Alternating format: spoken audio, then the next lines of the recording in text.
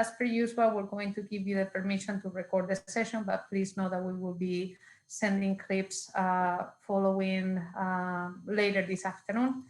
And then please alert me through the chat if you have a question for either coach or the players who will be coming after him. And with that, coach, how has the week been? Well, as you can imagine, first win on the board, a little bit of an extra spring in everyone's stride, always makes the work throughout the week that brighter and more enthusiastic, if you like. But it's been a decent week weather-wise. We've been able to get plenty of work done and some nice reinforcements towards this Salt Lake game on Saturday. Thank you, Coach. We will now open the floor for questions. We will kick it off with Tim Sullivan with For Clapham Country. Gary, seeing that this is the first road trip of the year, how does your game week change? And then are you guys still having to do the day of travel? I don't think you are, but I don't really know for sure. And how does that affect it, if so? Yeah, not an awful lot of difference, really, Tim. I mean, the one thing that we have to be mindful of is that it is a longer journey, and the longest one that we'll have to undertake this year. We've got some some support and help for the guys in terms of clothing to wear, food, etc. That we have to just think a little bit more thoughtfully about. Aside that, there's not really an awful lot to change. We'll train tomorrow morning and fly out afterwards, and the fact that we're utilising a charter flight helps enormously for our travel, and we can go in a day before, given the length of the journey. The league protocols allow for that situation. Ray Hills with the Tennessean with the next question. Coach, as you mentioned, first win on the board for you guys, and even the past couple of weeks, just looking at the attack with Randall and Alex, whom we'll be talking with later, the fact that switch has actually boded well. It seems as if, especially for one like Alex, it's created something different in his play going forward. Have you seen that? And what was the indication that you wanted to make that change to invert Alex and Randall on the wings? Yeah, I mean, look, a couple of things. Out of the 4 games that we've played at home, 3 of them, I would have to say, we've shown a very good attacking, exciting edge to our game.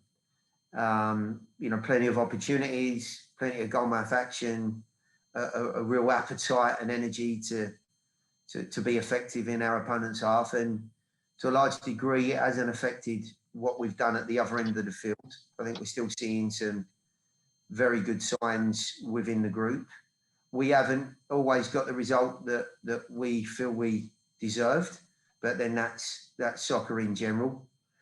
As far as Alex and Randall go, those guys, I think, have done an incredibly good job for the group. Flat out. I mean, whenever they've played, and we've seen a lot of minutes from these throughout the time here, obviously including last season. Slightly different focus in some different games, maybe a little different plan of action of where to address the ball, to defend against other teams, and of course where we can take advantage of. But the fact that we played 2 up top at the weekend was just purely down to what I felt was an area we might be able to take advantage of, with 2 guys that are slightly different to what we've seen before, and to a large degree it works. So, I'm not too... What we have probably seen now is that we've got a slightly different string to our bow. We've got 2 players that didn't play at the weekend that are incredibly effective, and now we've got a tremendous amount of competition. Thank you, Coach. We'll follow up with a question from Claudio Villalobos from Nashville Total Sports. In the meantime, a reminder to people to please alert me through the chat if they have any other questions.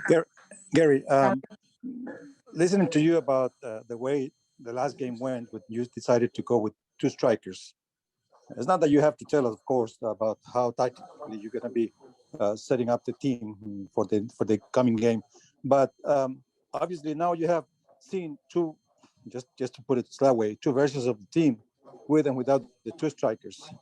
According to what you've seen from Real Salt Lake, are you kind of undecided yet, or what you're going to be doing in terms of what you will be doing up front against them?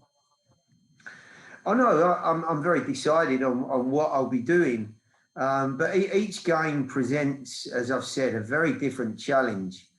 We're going to an environment that I'm very accustomed with, having played and been out in Denver for a good while previously. Altitude represents something different, although this field is slightly lower than Dick's Sporting Goods. And this weekend with an RSL team that are very good at home and play their home field advantage extremely well, it may lend itself to something slightly different. But to my point earlier, we're trying to build a group here that has strength in all departments. It has depth in all departments. And last weekend, I think gave us a little bit of a peek behind the curtains of what it looks like to have two up top and what that pairing can offer us.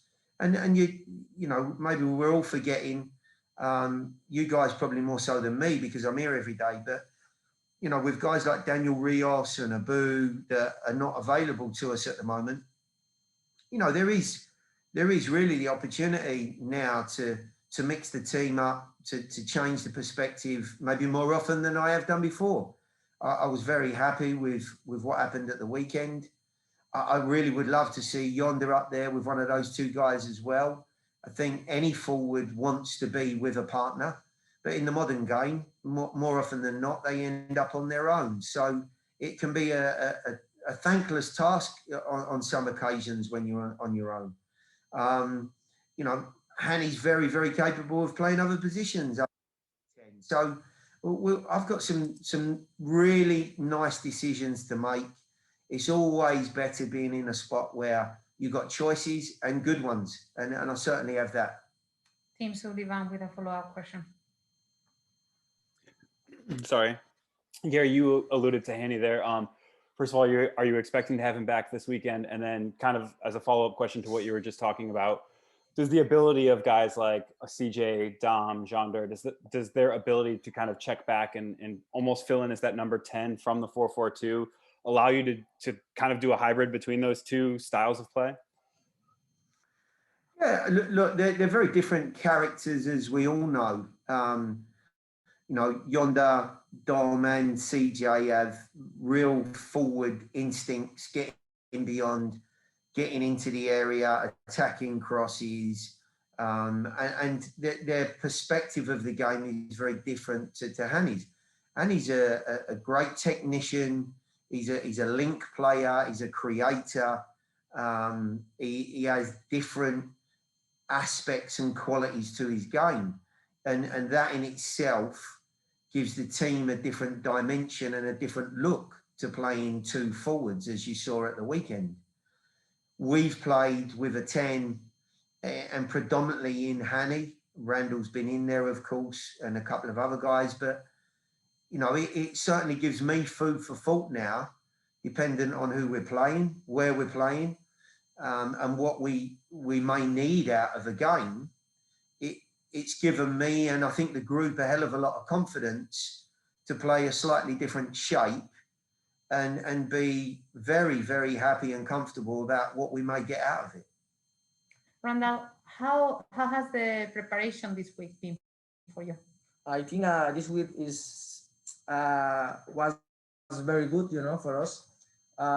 Tomorrow we have the last details to go and try to win against Salt Lake. For us is a motivation to play our first game away, and against Real Salt Lake. They are very good, so I think we are ready. We already trained this week and prepare all the details to go there and win. Thank you, Randall. We will now open the floor for questions. We will kick it off with Drake Hills with the Tennessean, but in the meantime, a reminder to alert me through the chat if you have a question for Randall. So Drake, it's all yours. Hey, good afternoon, Randall. It seems that when you changed from playing on the left and you switched to the right, and you and Alex had swapped, what did you feel about playing on that side? Do you think that that changed something in your game and how you attacked on the field? Good afternoon, Drake. I think this is, this is a question for the coach. I think Alex and me, we are like different players, so maybe the coach needs a little bit better team in the other side, and when I play for the right side is because maybe he needs to keep a little bit more the ball or something like this. But I think we have the quality. Then Alex and me, we can play in both sides. Wes Bowling with ESPN Radio. Randall, this team has been. Can you hear me? Okay, sorry. Yeah. Randall, this team has been more aggressive in its first 4 matches this year in the attack than it was for most of last season. How do you keep that mentality now that you go away from home? And does the road environment maybe change what you're looking to do in the attack? Good afternoon, Wes. I think this is the key for the team, to keep doing the same like we did at home. We know then we cannot play the games like we do it at home, because when we play away, it's a little bit different. We have to wait a little bit to the teams and see what they wanna do. But I think the purpose for the coach is to always try to press high and try to score first, and this is what we want to do in Salt Lake. Try to press a little bit then, and I think we want to play with 2 at top, so we have a little bit facility to press a little bit high and try to score first. Tim Sullivan with the next question. Randall, you played against 3 members of this Real Salt Lake team against the United States a couple months ago. Do you remember Aaron Herrera, Justin Glad, and David Ochoa? Do you remember any specifics about them? Have you given your teammates maybe the scouting report that you had from the Costa Rica national team, or is that stuff too old to be relevant now? Hi, Tim. Yes, I always try to see against who I have to play, and I know the right back is Herrera, and he was playing with national team for USA in this tournament in Mexico. So we know a little bit, I know a little bit of them, but also he knows about me. So this is good. This is gonna be a challenge, always to try to beat him, and also he tried to do the same. So we try to don't focus in one player, try to do what the coach wants, and try to give the opportunity to win this game. Dave Shepard with the next question.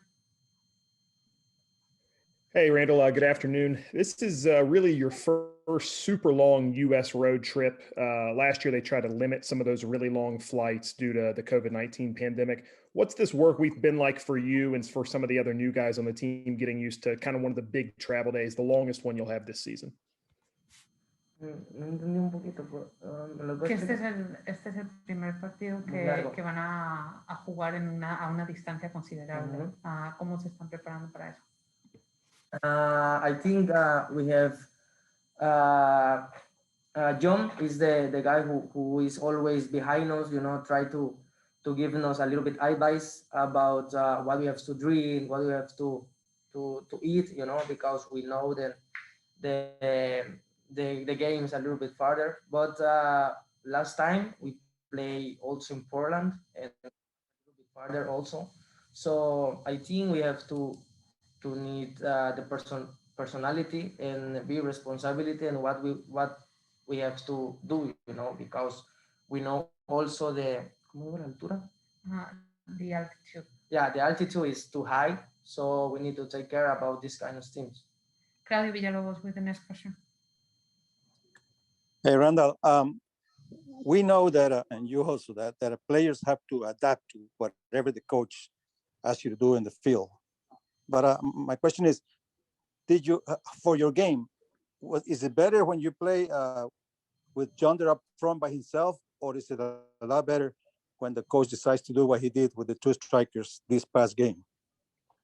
Yeah, sometimes I would like to play in a different position, or I play in my position a little bit more high, to attack a little bit more.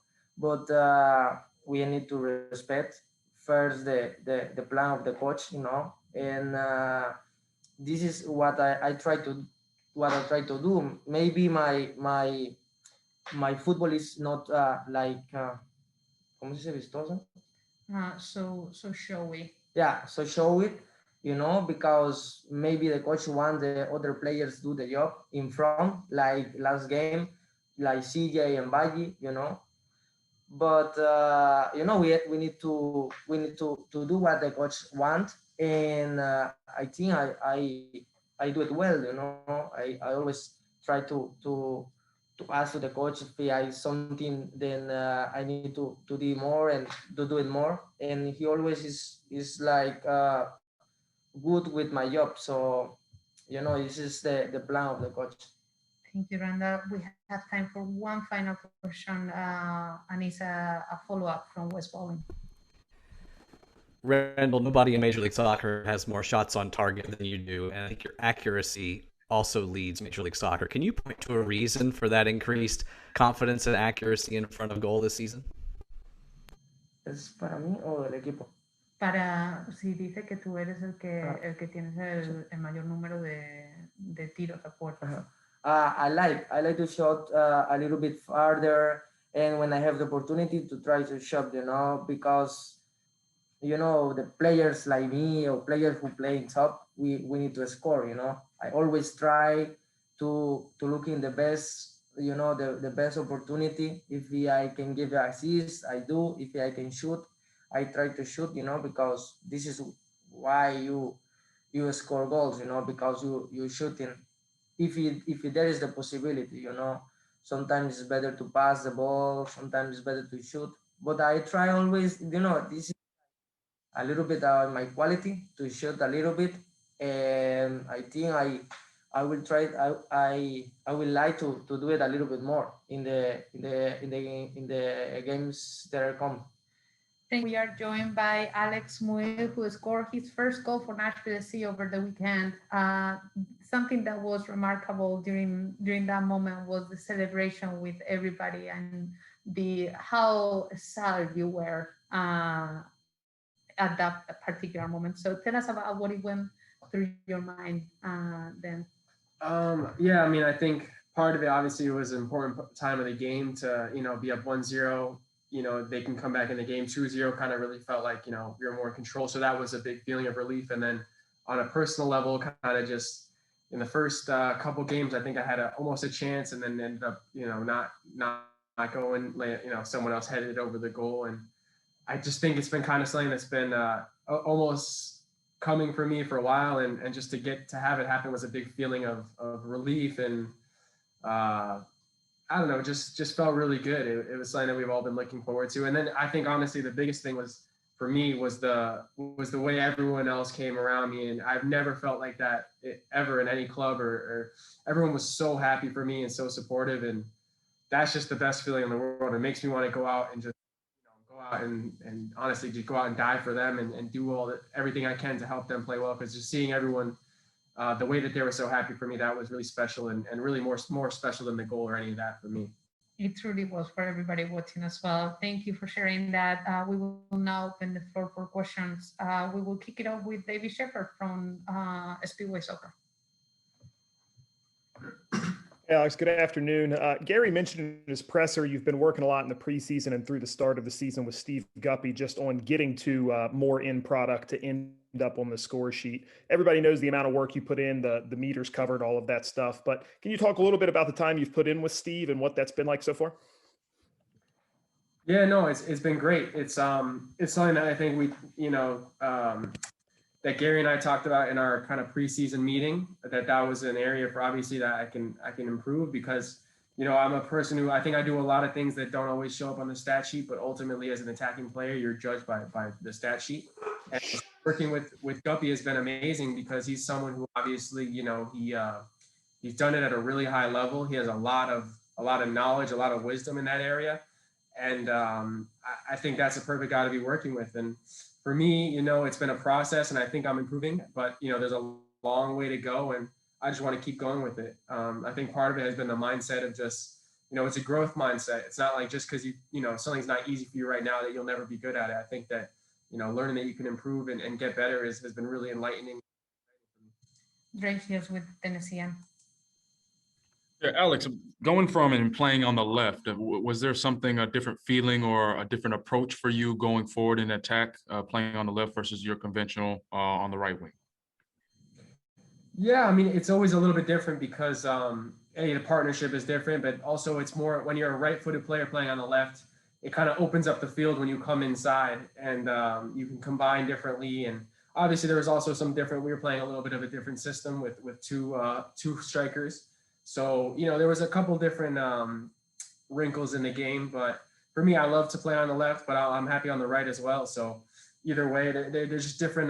They're different kind of mindsets for me when you go into them. But yeah, the left was great, and I'm excited. Honestly, either side, I'm very happy as long as I can contribute.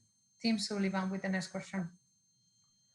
Yeah, Alex, after a number of scoring opportunities in the past year or so with this team, including one that came off after VAR last year, what does it feel like to have Matt Polster basically put the ball on your foot and look up and see that Turner's out of his net? Yeah, I mean, when you put it that way, it sounds really easy. But no, I'm just playing. But I don't mean that.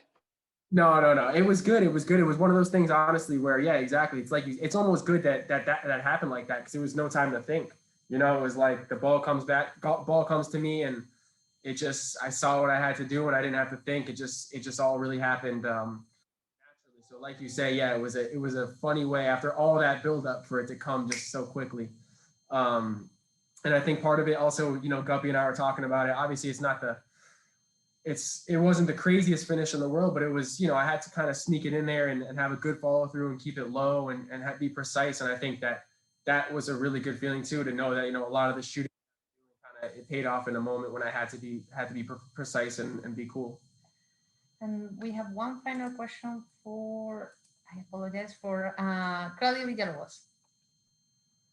Alex, the conversation among members of the press and fans and everyone else involved with Nashville Soccer Club, when we talk about Alex, is the fact that you fight for every ball, you go to you fight for every possession. I mean, you really work out big time in every game. Now, and the reason I say that, my question is, you're going from 500 and some feet high level, above sea level, Nashville, to over 4,000 in Salt Lake. Have you thought about that? Have you made any personal preparation in terms of being able to actually do what you do for so many minutes of the game and on a height like this? Yeah, I think a great question. Obviously, when you go to altitude, it can be really tough. It's something that you really feel it. But I've been there many times in my career. I've been there. I've been to Denver. I've played at altitude before, and it definitely does. It affects everybody. And so, my mindset is that, yeah, there's going to be tough moments. There's going to be a lot of moments of fatigue, but everyone's going through it. And I know that eventually you catch your second wind, you catch your third wind, and you just basically have to push yourself as much as you can. I'm not sure if my meterage or whatever that will be, the output will be the same, but I can promise you that, as far as everyone on the field, I'll still be doing the most. It just might be everyone's doing a little less. Thank you, Alex. Congratulations one more time, and good luck over the weekend. And thank you, everybody, for joining us today. We look forward to seeing you on Saturday following